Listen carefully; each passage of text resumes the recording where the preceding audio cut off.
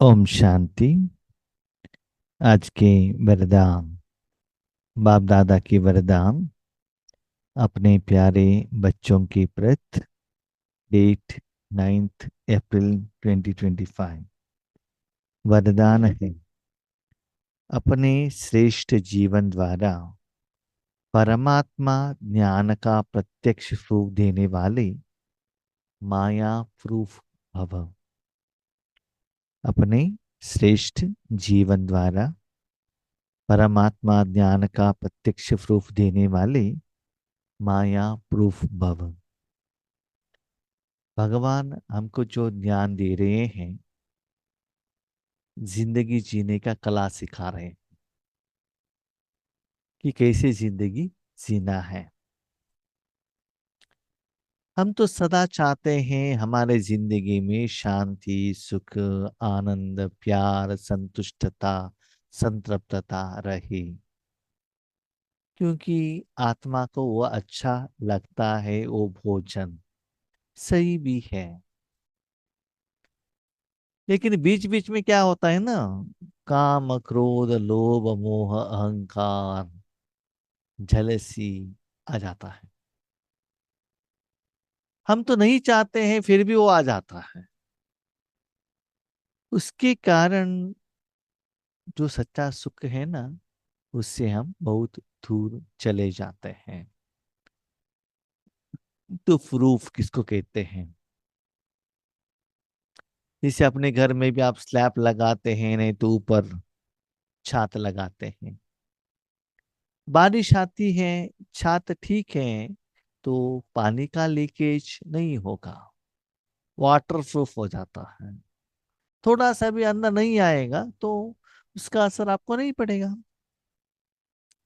Specially आपके हाथ में जो वॉच रहता है, उसको कहते हैं वाटर प्रूफ। थोड़े लोग क्या करते हैं, वाटर प्रूफ है ना करके पानी में डाल देते हैं। पानी में डालने के बाद भी वो इतना कवर किया हुआ रहता है कि पानी अंदर नहीं जाता। अंदर जाते ही वो वॉच को खराब कर सकता है, लेकिन इतना वो सील्ड रहता है ना। ऐसे ही अपने मन बुद्धि को ऐसे सील्ड रखना कि माया अंदर ही न आए। जैसे आप किसी कार में जाते हो, इतना सील्ड रहते हो कि अंदर का हवा बाहर नहीं जा रहा है, बाहर का हवा अंदर नहीं आ रहा है। और अंदर का हवा भी एसी के कारण ठंडा है कि टेम्परेचर में। बाहर तो वेरिएशन हो रहा है, धूप है, ठंडी है, बारिश है, मट्टी है, लेकिन उसका थोड़ा सा भी असर आपके ऊपर नहीं है, क्योंकि कार इतना पैक्ड है, बाहर से कुछ भी, बाहर का वायुमंडल का प्रभाव आपके अंदर न आए। तो वो एक रस स्थिति में अपने शरीर रूपी साधन को आप घर से निकलकर जर्नी करके रिटर्न आते हो। भले आप कितना किलोमीटर भी जर्नी करते हो, बाहर का जो वायुमंडल का जो वेरिएशन है ना, उसका असर शरीर के ऊपर या शरीर द्वारा आत्मा के ऊपर नहीं पड़ेगा। तो वो तो शरीर के लिए हो गया, लेकिन भगवान तो आत्मा का पिता है। स्थूल के लिए तो प्रोटेक्शन करते हैं, लेकिन सूक्ष्म में आज हर एक आत्मा के मन द्वारा जो निकल रहा है, टेंशन, भय, गुस्सा, विकार का इतना स्ट्रॉन्ग वाइब्रेशंस खुद हमारे आत्मा द्वारा भी जाता है। यथार्थ ज्ञान हम अप्लाई नहीं करेंगे तो हम अपने को आत्मा नहीं समझेंगे, शरीर समझेंगे, देह भान में आएंगे, तो उसका असर पड़ जाता है। हाँ, कभी कभी ऐसा होता है कि आप बबट्टी में जाएंगे, माउंट आबू में जाएंगे, तो एक दो दिन ऐसे एक वातावरण, वायुमंडल का एहसास होता है, आपका मन आराम से एंजॉय कर रहा है। उस समय आप लौकिक से कनेक्टेड नहीं रहते हो, लेकिन जब वो प्रोग्राम करके कंप्लीट आते हो, वापस आते हो, तो उसका असर पड़ जाता है। तो आज बाबा ने क्या कहा, कभी कभी ओकेशनली, उसका असर नहीं श्रेष्ठ जीवन में। जीवन माना सुबह से शाम तक, हर पल, हर सेकंड, हर संकल्प में, हर जगह में, लौकिक हो अलौकिक हो, ऑफिस हो, घर हो, ईश्वरी सेवा हो, जहां भी हो, आपका जीवन ऐसा हो। आज तक भगवान ने आपको जो सिखाया, इससे आपको क्या समझ में आना चाहिए, क्या धारणा होना चाहिए कि दुनिया में कितना भी नेगेटिव एनर्जी हो, उसका असर थोड़ा सा भी आपके ऊपर असर न पड़े। उतना पैक्ड माना भगवान का जो ज्ञान है, हर रोज मुरली द्वारा बाबा देते हैं, उसको धारणा करो, प्रत्यक्ष रूप में लेकर आओ, सदा बाबा के साथ कंबाइंड रूप में रहना। अप्रैल महीने में जो अव्यक्त इशारा है वही है ना, कंबाइंड रूप में रहना, अंदर ही रहना। बाहर जाएंगे तो रावण बाहर आने का चांसेस रहता है।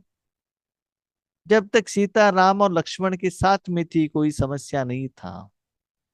सोने का हिरण बाहर लेकर गया, ऐसे खाना पीना देखना, दुनिया के जो साधन है उस द्वारा सुख लेने के लिए मन बाबा के साथ से बाहर निकलते ही माया हप कर लेती है, उसका वश में आप आ जाते हो।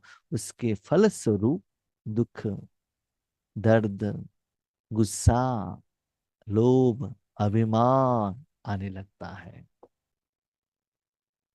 आपकी जिंदगी देखते ही लोगों को ऐसे लगना चाहिए तो सदा इतना मस्त खुशी में कैसे रहते हैं ये लोग। इसका कारण क्या है? प्रैक्टिकल प्रूफ दुनिया वालों को देखना चाहिए, दिखना चाहिए। ऐसा नहीं कि आप कहते हैं हम बहुत शांत रहते हैं, हमको गुस्सा नहीं आता। आपको कहना नहीं, आपकी जिंदगी को देखकर उनको लगना चाहिए। हाँ, समस्या आएगी, विघ्न आएगा, परिस्थिति आएगा, लेकिन मन अच्छा। इसी ब्रह्मा बाबा की जिंदगी में कितना बड़े बड़े बड़े बड़े टास्क आए, फिर भी मन एक रस अचल, प्रोटेक्टेड रखा ना। तो तन के प्रोटेक्शन के लिए जैसे एसी के अंदर अपने शरीर रूपी साधन को रखते हो, ऐसे मन बुद्धि को भी, आत्मा को भी बाबा के अंदर रखना, हर कर्म में रह रखना। तो वो जो जीवन है ना आपका बहुत सुंदर बनेगा। इसलिए हर रोज जो बाबा कहता है उसको होमवर्क करना है, अपने जिंदगी में उतारना है। स्वयं को परमात्मा ज्ञान का प्रत्यक्ष प्रमाण व प्रूफ समझने से माया प्रूफ बन जाएंगी। तो भगवान के ज्ञान से कोई क्या बनता है, ये आपकी जिंदगी में देख कर लोग समझे। आपका भाषण नहीं, आपका ज्ञान नहीं, डे टू डे लाइफ में आपका जो मन का स्थिति, समस्या आता है तो आप कैसे उसको हैंडल करते हो। एक बल एक भरोसा के आधार पर, भगवान के ऊपर निश्चय के आधार पर, थोड़ा सा भी दुनिया का उसका असर आपके ऊपर ना पड़े, मन से उतना अंदर से सिर्फ बाहर की दुनिया का भोजन, कोई भी नेगेटिव वाइब्रेशंस आपके ऊपर ना पड़े। भाई बहन, आप सभी लोगों को मालूम है जब आप माउंट आबू में जाते हो ना, आपको लगता है यहाँ तो योग कितना आसान है। जैसे एसी के अंदर में जाएंगे आपको लगता है हाँ यहाँ तो कितना कूल है, आराम है, ना कोई पसीना आता है ना कोई ठंडी होती है। इसी वहां का जो आत्मा से निकला हुआ जो परमात्मा का वाइब्रेशंस हमको अनुभव होता है, इसलिए हमारा योग सहज रूप में चलता ही रहता है। लेकिन उसमें आपका पुरुषार्थ नहीं है, वो वहां की आत्माओं का पुरुषार्थ है। फिर हम क्या समझ लेते हैं, हमको ही आ गया नहीं। आपका एफर्ट नहीं है। तो बाबा कहते भले आपको वहां अनुभव हुआ है, उस विधि को अपने घर में लेकर आओ और हर कर्म में उस विधि को अप्लाई करो, तो माया का असर आपके ऊपर नहीं पड़ेगा, आप माया प्रूफ बन जाएंगे। प्रत्यक्ष प्रूफ है आपकी श्रेष्ठ पवित्र जीवन। तो पवित्रता क्या है? शुद्धता है।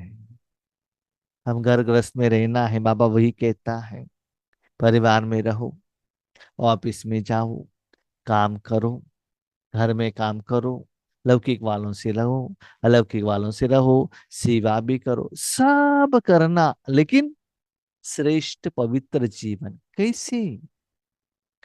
मन से किसी से भी कनेक्शन में मत आना। वो कैसे? घर में रहना है, सभी के साथ में रहना है, किसी से कनेक्शन में नहीं आना है, वो कैसे हो सकता है? किसी बात ही नहीं करना है क्या? ऐसा नहीं। बच्चे, आप यहां रहना, लेकिन मन से ऐसे समझना, इस तीनों लोकों में कोई भी चीज मेरा नहीं है, मेरा नहीं है। बाबा ने ये नहीं कहा कि चीज को यूज नहीं करो, ये बाबा ने नहीं कहा, नो। साधन को यूज करो, साधन है यूज करने के लिए, लेकिन उसको मेरा समझने से उसका असर आ जाता है। वो कैसे? बाबा एग्जाम्पल दीजिए ना, सिंपल। आप नर्स हैं, अपने पेशेंट को आप इंजेक्शन लगाते हो, वो लोग रोते हैं दर्द के कारण, लेकिन वो दर्द का एहसास आपको नहीं होता है, आप अपना ड्यूटी निभाते हो। वही एक दिन आपका बेटी आती है, उनको इंजेक्शन लगाने के लिए जाती है, तो अभी इंजेक्शन लगाया नहीं है, वो रोने लगती है, उसका परसेंटेज का दर्द का फीलिंग आपको होता है ना? यस, होता है। क्यों? पहले भी तो आगे वाला आत्मा रो रहा था, उस समय दर्द का एहसास आपको क्यों नहीं हुआ? आज भी एक आत्मा रो रही है, तो वो दर्द का परसेंटेज आपको क्यों फील हो रहा है? दर्द तो दिख रहा है, कानों से सुनाई नहीं दे रहा है, लेकिन फर्स्ट इंस्टेंस में आपको अनुभव नहीं हो रहा है, सेकंड इंस्टेंस में अनुभव हो रहा है। वाई? मेरा बेटी, मेरा बेटा, ये जो मेरा है, उसका जो दुख का परसेंटेज आपके ऊपर असर पड़ा, राइट? इसीलिए बाबा कहता है, किसी भी आत्मा का जो हिसाब किताब है ना, उसके प्रभाव में मत आना। शिव बाबा द्वापर युग से आते हैं ना यहाँ, संगम युग में अंतिम तक रहेंगे ना। दुनिया कितना खराब हुआ है, बाबा कहते हैं, मैं ब्रह्मा बाबा के तन में आता हूँ, आया हूँ, गुलजार दादी के तन में आया हूँ, कभी कभी जरूरत पड़े तो कोई बाबा के बच्चे के तन में भी मैं आ सकता हूँ, भक्तों के तन में भी आ सकता हूँ, तन में भी आएगा, ज्ञान भी सुनाएगा, लेकिन यहाँ का थोड़ा सा भी दुख दर्द का एहसास देखता है, सुनता भी है, मेरे बच्चे ही रो रहे हैं, उनके ऊपर दया भी आता है, वहां से बाहर लाने का विधि भी बताता है, लेकिन वो फील नहीं करता है। तो शिव बाबा, ब्रह्मा बाबा भी वैसा ही बने ना, बाप समान। इसलिए बाबा कहते हैं, ऐसे पवित्र जीवन जीना, थोड़ा सा भी दुख दर्द का एहसास, विकार का अनुभव मन बुद्धि द्वारा निराकार रूप में नहीं होना चाहिए। दैट इज परमात्मा जीवन का प्रैक्टिकल प्रूफ। सबसे बड़ी असंभव से संभव होने वाली बात, प्रवृत्ति में रहते परवृत्ति में रहना। प्रवृत्ति में है, घर गृहस्थ में है, लेकिन परवृत्ति, कौन सा वृत्ति? ईश्वरी सेवा की वृत्ति में है हम, ईश्वर के लिए है। इसी थोड़ा दिन पहले बाबा ने एक वरदान सुनाया था, एक कोई व्यक्ति ऑटो ड्राइविंग कर रहा है, लेकिन बीचे तो वो सीबीआई ऑफिसर है।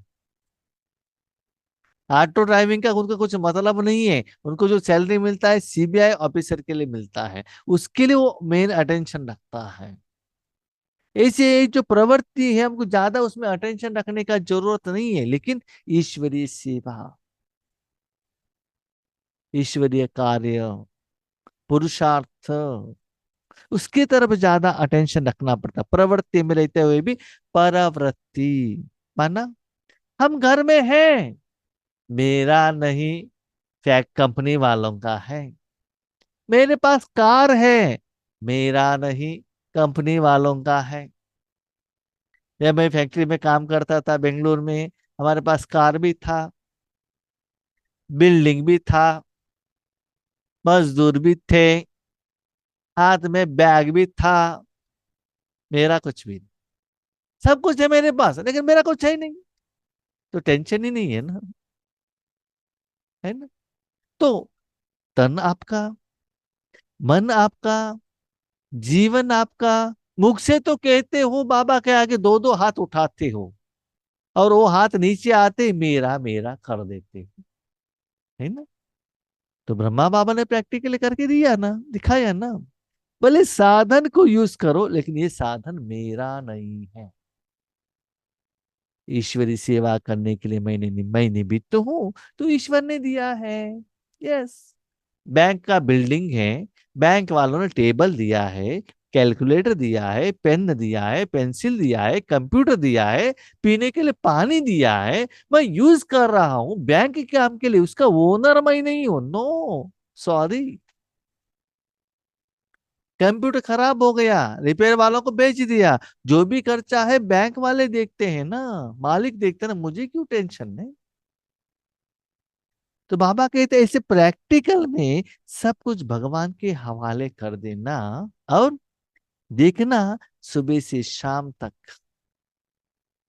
दुनिया का जितना भी नेगेटिव वाइब्रेशन आपके ऊपर कुछ भी असर नहीं पड़ता है।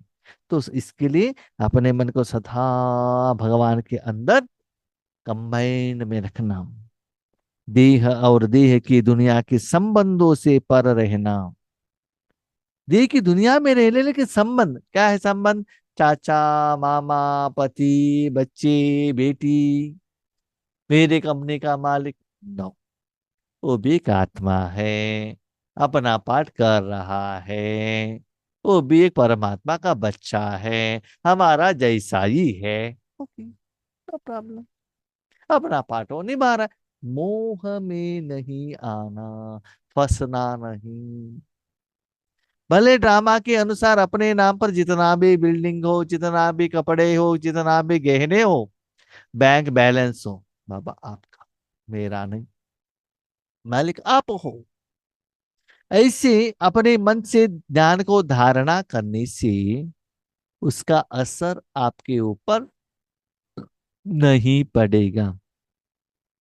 इसे भी सुनना बहुत अच्छा लगता है, मन बुद्धि हाँ भी कहता है, लेकिन प्रैक्टिकली करना उतना आसान नहीं है। क्यों जानते हो?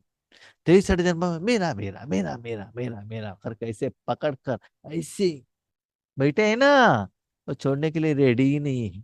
छोड़ने के बाद कहते हैं ना, छोड़े तो छूटे, ऐसे पकड़ कर बैठे। बाबा कहते पकड़ना ही है तो मुझे पकड़ो ना, मैं आपको सेफ्टी रखता हूँ, आपको कितना पालना करता हूँ, लेकिन मुझे पकड़ते नहीं हो। और किसको पकड़ते हो? दुख देने वाला कितना भी थप्पड़ लगाओ, मेरा पति, मेरा बेटा, है ना। क्योंकि मेरा समझ लिया ना, यही दुख का कारण है। तो प्रैक्टिकल करके देखो। कहते हो ना, मैं आत्मा हूँ, आत्मा आत्मा, मैं सेपरेट हूँ, इंडिपेंडेंट हूँ, यूनिक एनर्जी हूँ। दूसरों को ज्ञान देते हैं, कमेंट्री भी करते हैं, लेकिन प्रैक्टिकली ऐसे है क्या?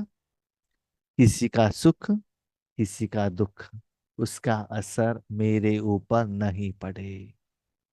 मेरा मस्ती, मेरा ज्ञान, मेरा धारणा, मेरा जिंदगी का सुख का अनुभव मैं कर रहा हूं। ऐसे मस्त हो, पुराने शरीर की आंखों से पुराने दुनिया की वस्तुओं को देखते हुए न देखना। देख रहे हो, नहीं देखना। नहीं देखना माना क्या है? देखो, रास्ते पर जाते हो, मेडिकल स्टोर है, मैंने देखा है, यस। हॉस्पिटल है, मैंने देखा है, वहां कितना अच्छा भी हो, कितना भी गंदा लगा हुआ हो, आपको क्या है, आपका नहीं है ना। लेकिन मेरा घर है तो बारिश आया है, गिर गया तो मेरा घर में पानी आ गया, आता है ना। वैसे तो रास्ते में हम बहुत सारे लोगों को देखते हैं, बहुत सारे बिल्डिंग देखते हैं, बहुत सारे चीज देखते हैं, लेकिन उसका मालिक मैं नहीं हूं ना। उसके ऊपर मैं अधिकार नहीं चला सकता हूँ, उसको मैं यूज नहीं कर सकता हूँ, सिर्फ देख सकता हूँ, लेकिन मालिक नहीं हूं मैं। वही पैसा देकर आप खरीदेंगे ना, तो उसका मालिक आप बन जाएंगे। इसलिए बाबा कहता है मालिक मत बनना। तीनों लोगों का मालिक भगवान है, और खुद कहता है इसका मालिक मैं नहीं हूं। और हम मालिक नहीं है, फिर भी कहते हैं मेरा मेरा मेरा मेरा, मैं मालिक हूं, है ना। इसलिए सच्चाई को जानो, यथार्थता को जानो, और इस आंखों से देखते हुए भी मेरा नहीं है, अर्थात संपूर्ण पवित्र जीवन में चलना, यही परमात्मा को प्रत्यक्ष करने व माया पुरुष बनने का सहज साधन। भगवान को प्रत्यक्ष करने के लिए शक्ति जा रहा है, शांति जा रहा है, नहीं। दुनिया का जो दुख है ना, नेगेटिव वाइब्रेशन, उसका असर आपके ऊपर ना पड़े। That is real life of संगम युग। चारों तरफ कितना दुख दर्द है। जैसे एक कार बारिश में खड़ा है, इतना जोर से बारिश आ रहा है, लेकिन अंदर में बैठा हुआ मालिक कंप्यूटर आराम से ऑपरेट कर रहा है। क्यों? चिंता ड्राइवर का है ना, ड्राइवर को लेकर जाने का है, हमको थोड़ा ही चिंता है। बाहर कितना भी बारिश आने दो, धूप आने दो, ट्रैफिक जाम होने दो, इनको कुछ लेना देना ही नहीं है। क्यों? अपना व्हीकल ड्राइवर के हाथ में दे दिया है। तो अपना तन, मन, धन, जीवन, श्वास, समय, संकल्प, कर्म, कर्मेंद्रिया, कर्मों का फल भगवान को समर्पण कर देना। तब देखना आप कितना सेफ रहते हो। इस एक छोटा सा बच्चा बैग के साथ, शू के साथ माँ के गोद में आकर बैठ गया, उनका काम हो गया। क्योंकि माँ की गोद में बैठा है तो बैग को प्रोटेक्शन करना माँ का काम है। उनको लेकर घर के में लेकर आना माँ का काम है। शू न गिरे देखने का काम माँ का है। वो आराम से माँ के हाथ का जो मोबाइल है ना, वो लेकर खेलता रहता है। बीच बीच में माँ क्या करती है, भोजन भी खिलाती है, वो खाता रहता है ना। उतना से तो वहां अपने शरीर रूपी साधन को शरीर रूपी माँ के हाथ में दिया है ना। तो यहाँ भी मन को परमात्मा के हाथ में दे देना, और इतना माया प्रूफ रहना। स्लोगन: अटेंशन रूपी परहेदार ठीक है, तो अतीन्द्रिय सुख का खजाना खो नहीं सकता। अटेंशन, मैं बाबा के साथ में हूं, वो अटेंशन ही आपको अनुभव कराता है। जैसे, हाँ, आज मेरे पति मेरे घर में है, अटेंशन, भले वो रहे या न रहे। अब जोर से बात नहीं करेंगे। सभी घर में ऐसा नहीं है, उल्टा भी हो सकता है, वो बात अलग है। लेकिन बाबा क्या कहता है, घर में कोई बड़े हैं तो क्या होता है, अटेंशन रहता है। जैसे कि क्लासरूम में टीचर हैं, सब बच्चे चुप रहते हैं, टीचर बाहर जाते हैं, सब लोग बातें करने स्टार्ट कर लेते हैं। तो मैं बाबा के साथ में हूँ, मैं बाबा के गोद में हूँ। ये जो पहरेदार, जैसे कि आपके घर में सिक्योरिटी ठीक है, तो अंदर में कोई नहीं आ सकता है ना। सिक्योरिटी ठीक नहीं है, थोड़ा सो गया है तो क्या होता है, अंदर आता है। थोड़ा सा भी जगह है तो मच्छर अंदर आ सकता है। इसलिए सदा अपने मन को भगवान के अंदर में रखना, स्मृति में रखना, अटेंशन में रखना, तो अतीन्द्रिय सुख आप खो नहीं सकते हो। एसी में बैठे हो, एसी की तरह अटेंशन रखो और सुख का अनुभव करो ना। जब तक अटेंशन रखते हो तब तक अनुभव होता रहेगा। वहां से मन को हटा दिया, अटेंशन निकाल दिया, तो अनुभव आपको नहीं होता है। ओके। ओम शांति।